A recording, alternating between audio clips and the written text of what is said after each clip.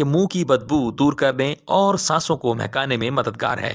یہ نظام انہضام کی خرابیوں کو دور کرتی ہے۔ سبز الائچی پیٹ کے امراض سے نجات دلاتی ہے۔ بد ہضمی میں اس کا استعمال مفید ہوتا ہے۔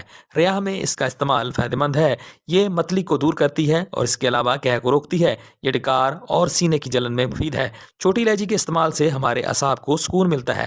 سبز الائچی پیشاب آور ہے اور جسم سے اضافی پانی کو نکالتی ہے۔ دودھ، کھانسی اور نزلہ و زکام میں اس کا استعمال فائدہ مند ہے۔ گلا بیٹھ جانے کی صورت میں اس کو چائے میں ڈال کر استعمال کیا جائے تو افاقہ ہوتا ہے۔